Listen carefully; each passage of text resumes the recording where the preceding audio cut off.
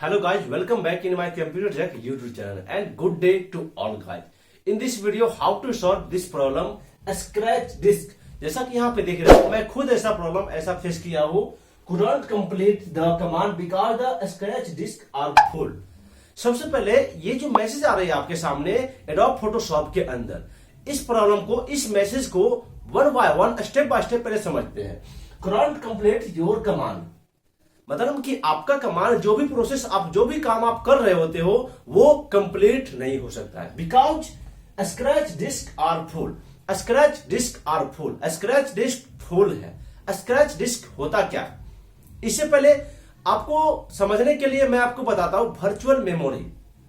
Okay, virtual memory मतलब virtual RAM. Virtual RAM समझने से भी पहले मैं आपको बता दूं एक रैम. रैम तो आप समझते ही है, आपके मोबाइल में भी होता है, आपके कंप्यूटर में भी होता है. रैम के ऊपर आपका एप्लीकेशन सब रन कर रही होती है, जिसके कारण यदि आपके पास रैम कम होता है तो एप्लीकेशन सब ज्यादा रन नहीं कर पाता है. यही केस कंप्यूटर में भी होता है. यदि आपके कंप्यूटर में रैम है, ठीक है, इन दैट केस मान लो कि रैम यूटिलाइज हो रहा है, ठीक है, मान लो कि 20%, 30%, 40%.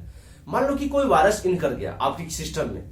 40%, 60% वो रैम यूज कर रहा है, 40% आपका सिस्टम, ठीक है. इस तरह से मान लो आपका रैम 100% यूटिलाइजेशन हो रहा है.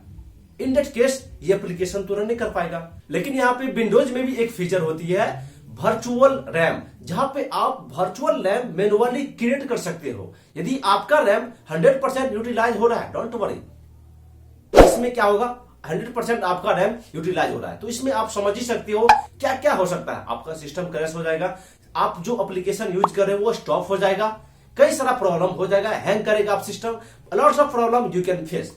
ओके, तो यहाँ पे एक प्रॉब्लम आती है, एक यहाँ पे बात आती है वर्चुअल रैम की. वर्चुअल रैम जस्ट लाइक ये रैम के जैसे वर्क करती है. थोड़ा स्लो होता है लेकिन ये रैम के जैसे ही वर्क करता है. विंडोज में मैन्युअली मुझे क्रिएट करना पड़ता है वर्चुअल रैम, ताकि मेरा रैम जब 100% यूटिलाइज हो, किसी भी सोर्सेस के अंदर 100% फुल्ली यूटिलाइज हो, तो हमारे पास रैम 1% भी ना हो तो वो वर्चुअल रैम में से यूज कर सके. एडोब फोटोशॉप आपके हार्ड ड्राइव पे ऑटोमेटिक एक फाइल एलोकेट करवा देता है, जहां पे वर्चुअल मेमोरी के जैसे वर्क करता है. जैसे कि मान लो कि आपके सिस्टम का रैम 100% यूटिलाइज हो रहा है, तो वो एडोब फोटोशॉप अपने वर्चुअल रैम से यूटिलाइज करेगा, एज अ रैम के जैसे वर्क करेगा. इसमें आपका फोटोशॉप सही से रन करे और कोई मतलब स्टॉप, कोई भी वर्क आप जब कर रहे होते हो तो वो स्टॉप नहीं होगा. आपको किसी भी तरह का प्रॉब्लम फेस नहीं करना पड़ेगा. तो इस तरह से प्रॉब्लम ये आती है, मतलब कि उसी को बोलते हैं स्क्रैच डिस्क. वर्चुअल मेमोरी को ही बोलते हैं स्क्रैच डिस्क. ओके, अब जानते हैं इस प्रॉब्लम को सॉल्व कैसे करेंगे. Okay, let's begin this video.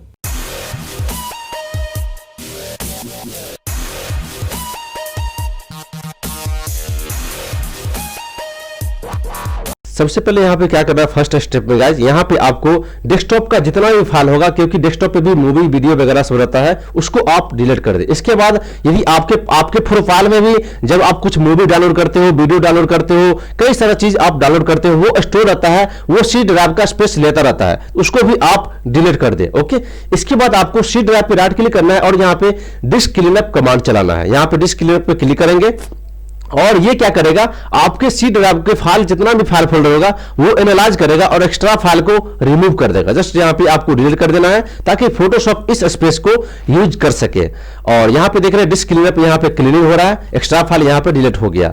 Second step में आपको फोटोशॉप ओपन करना है, एडिट पे क्लिक करना है और प्रीफरेंसेस पे क्लिक करना है. यदि आप मैक यूजर हो तो आप मैक आइकन पे क्लिक करें और वहां पे आपको मिलेगा. यहाँ पे आपको परफॉर्मेंस पे क्लिक करना है और यहाँ पे आप रैम को घटा बढ़ा सकते हो. ये मेन मेमोरी मेरे पास 16 GB है, उसका ये मेमोरी लेगा.